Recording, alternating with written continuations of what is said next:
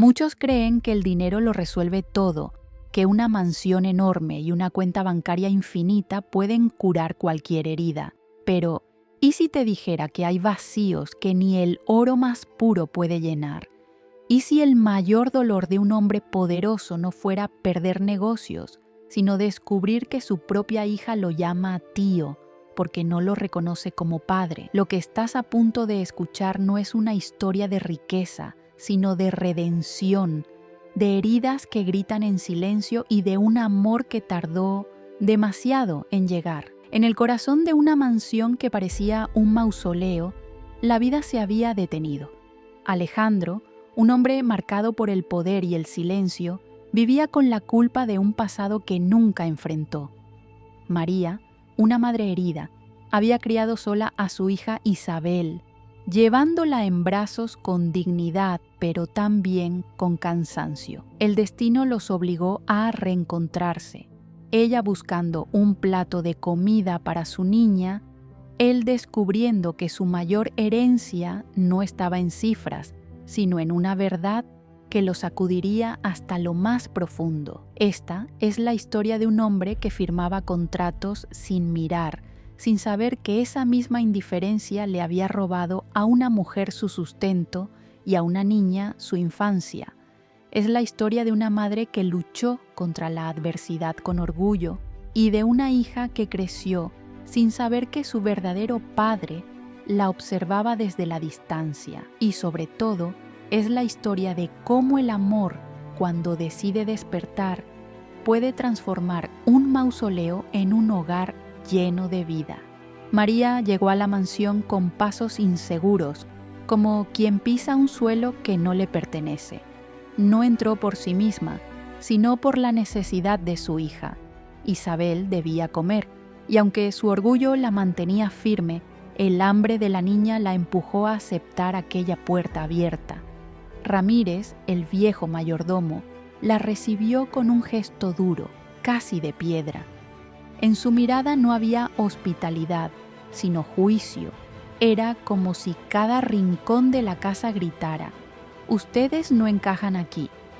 El ambiente se tensó aún más cuando, en la biblioteca silenciosa, María enfrentó a Alejandro. Allí, rodeados de estanterías llenas de libros que nadie tocaba, se reveló la verdad que había sido enterrada durante años. Isabel era hija de él. Las palabras se deslizaron como cuchillos en el aire. No hubo gritos, pero sí un silencio pesado, denso, cargado de culpas que nunca se confesaron. Alejandro, acostumbrado a tener el control de todo, se sintió por primera vez pequeño frente a una verdad innegable. Lo más doloroso llegó en el gesto inocente de Isabel. Miró a Alejandro con curiosidad infantil y lo llamó tío, sin imaginar que aquel hombre frío y distante era su padre. Ese diminutivo, tan simple, se convirtió en símbolo de la distancia afectiva que los separaba. Era la prueba viva de lo que el tiempo había destruido, un vínculo que nunca se construyó, un amor paterno que jamás llegó a florecer. María, con los ojos húmedos, entendió que la herida no estaba solo en ella, sino también en su hija, que había crecido sin saber la verdad. Alejandro, movido por la culpa, intentó reparar años de ausencia con lo único que conocía: dinero. Llegaban cajas con juguetes caros, vestidos finos y hasta un piano brillante, como si los objetos pudieran ocupar el lugar de un abrazo perdido. Pero María no tardó en rechazar cada intento. «Lo que ella necesita no está en tus cuentas bancarias», le dijo con firmeza, recordándole que el afecto no se compra ni se alquila. En esas palabras se escondía un desafío: aprender a ser padre, no benefactor. Isabel, ajena a la guerra silenciosa entre adultos, se mantenía a distancia. No rechazaba abiertamente los regalos, pero tampoco los usaba. Los observaba desde lejos, como se observa una vitrina llena de cosas brillantes que no significan nada. Su silencio era más elocuente que cualquier reclamo. sabía, de manera instintiva, que lo que buscaba no estaba en envoltorios de lujo, sino en gestos sencillos, en la mirada atenta de un padre que aún no sabía cómo acercarse. Los días en la mansión se volvieron una coreografía de tensiones. En la mesa, el sonido de los cubiertos chocando contra la porcelana era más fuerte que las conversaciones. Había miradas cruzadas que decían más que 1000 palabras y sonrisas forzadas que nunca lograban ocultar la incomodidad. Era como intentar regar una planta seca únicamente con luz artificial. Podía brillar un instante, pero jamás florecería. La distancia emocional crecía en silencio, esperando una chispa que obligara a todos a enfrentar la verdad. La verdad escondida emergió de manera inesperada. Una investigación discreta, casi accidental, reveló que la empresa donde María trabajaba había sido absorbida por una gran cadena empresarial. Y en la cima de esa pirámide, como un rey distante que firma sin mirar, estaba Alejandro. Aquella revelación fue como un golpe en el pecho. El mismo hombre que ahora intentaba acercarse había sido, sin saberlo, quien destruyó su sustento y la condenó al desempleo.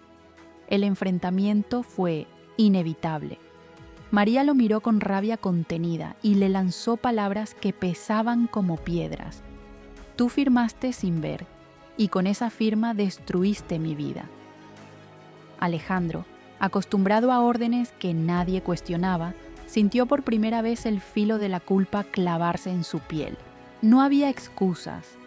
Había fallado no solo como padre, sino como hombre de poder que, en su ceguera, había aplastado a quienes estaban debajo de sus decisiones. La imagen que él tenía de sí mismo se quebró en 1000 pedazos.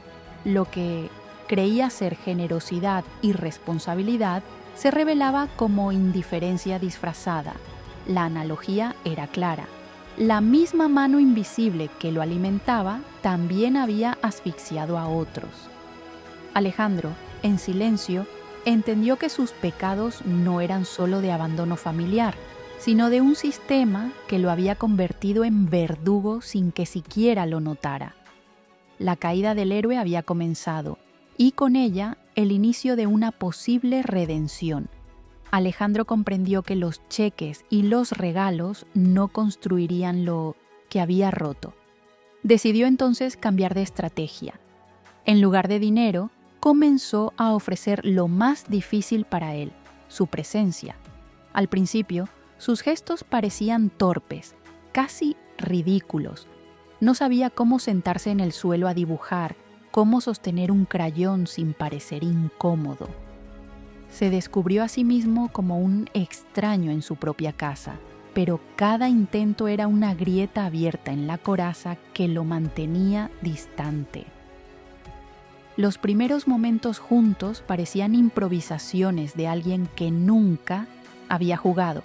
Isabel le mostró cómo dibujar un animal inventado, un cocodrilo con orejas. Alejandro, con la torpeza de un niño que aprende, lo pintó con líneas torcidas, y aunque el resultado fue extraño, la niña rió con tanta sinceridad que aquel papel se convirtió en un tesoro. Esa risa, pequeña y clara, fue la primera señal de que el hielo comenzaba a romperse. Luego vinieron las panquecas quemadas en la cocina. Alejandro, acostumbrado a firmar órdenes y no a batir harina, terminó rodeado de humo y con una sartén arruinada. Isabel se rió hasta dolerle la barriga, y María, por primera vez en años, sonrió al verlo vulnerable, lejos del pedestal de empresario intocable. En las noches, Alejandro se atrevió a contar historias antes de dormir. Recuperaba memorias de la madre de Isabel, que él mismo había enterrado en silencio. Cada palabra era un puente invisible hacia su hija, pero no todos aplaudieron esta transformación. Ramírez, el mayordomo, observaba con desdén cómo la rutina La mansión cambiaba. No soportaba ver a su patrón arrodillado en el suelo, con las manos manchadas de colores o riendo con harina en la cara. Para él era una degradación. Finalmente, el choque se volvió inevitable. «Señor Alejandro, esto no corresponde a su posición», le dijo con frialdad. Alejandro, erguido y sereno, respondió: «Esta es mi familia ahora». En esa frase no solo había un desafío al sirviente, sino también una declaración íntima. Había elegido el amor por encima de las apariencias. La nueva armonía fue puesta a prueba cuando la fragilidad de la vida golpeó sin aviso. Isabel, que hasta entonces corría por los pasillos con energía renovada, cayó enferma de repente. Una fiebre alta la consumía, la tos se volvía insoportable y el diagnóstico fue claro: neumonía. La urgencia los llevó al hospital en medio de la noche. Las luces frías y el sonido de las sirenas contrastaban con el calor hogareño que recién comenzaban a construir. El miedo se instaló como una sombra, amenazando con arrancarlo todo. En el hospital, el dolor se volvió insoportable. María, agotada por años de lucha y desvelo, se derrumbó en el pasillo, con lágrimas que parecían no terminar nunca.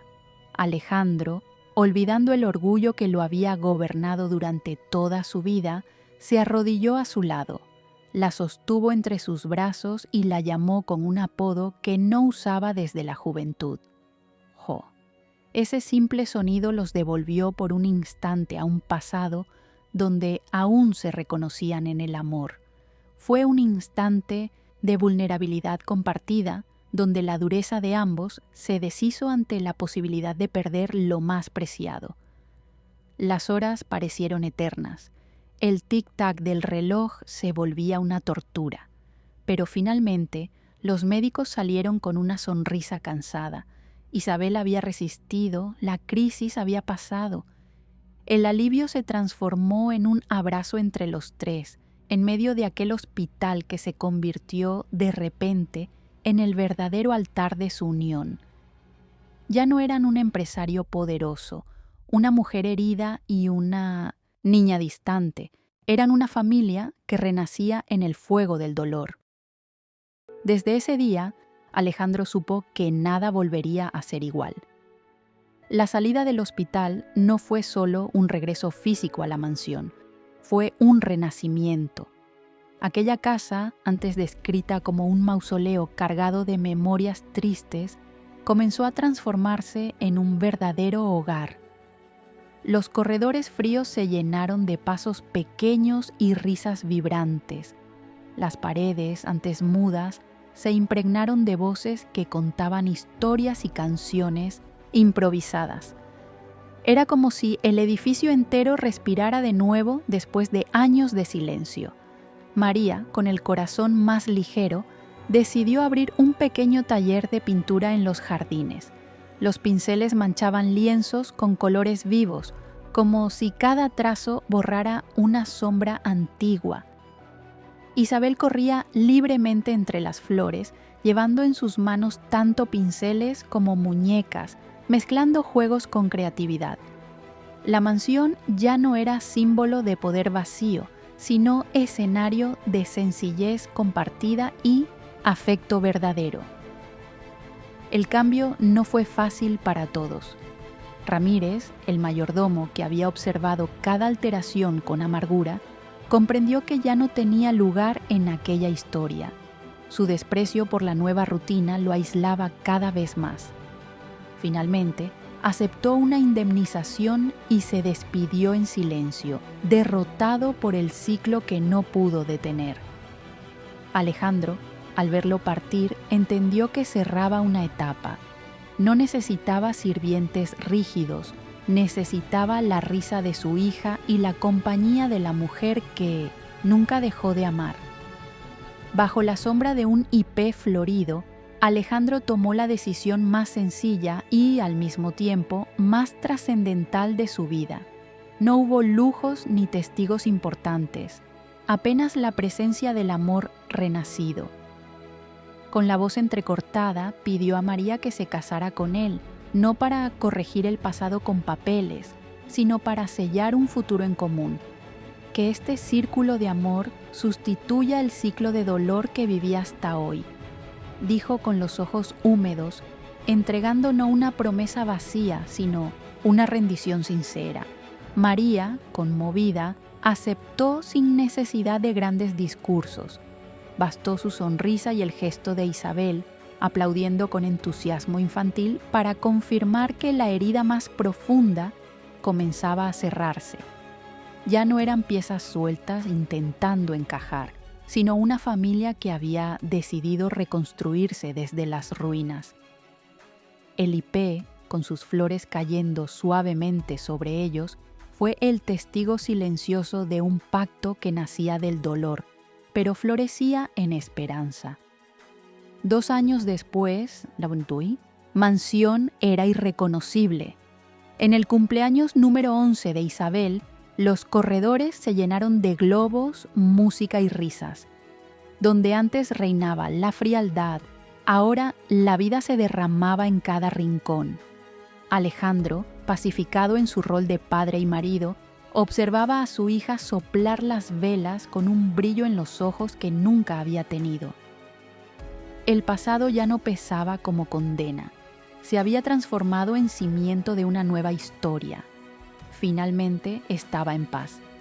Y ahora dime, ¿cuántas veces pensaste que bastaba con dar cosas cuando lo que alguien esperaba de ti era tu presencia? ¿Cuántas veces creíste que las heridas del pasado eran demasiado profundas para cicatrizar?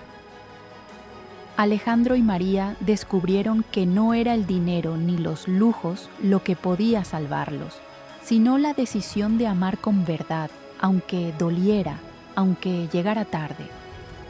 Tal vez hoy también cargues un silencio pesado o una relación rota que aún espera reparación. La pregunta es, ¿te atreves a dar el primer paso, aunque tiemble el suelo bajo tus pies? Porque el mismo poder que transformó aquella mansión en un hogar también puede transformar tu vida. Si esta historia te tocó, escribe en los comentarios qué parte te marcó más. Suscríbete al canal, activa las notificaciones y acompáñanos, porque todavía tenemos muchas historias que te inspirarán a creer que nunca es demasiado tarde para volver a empezar.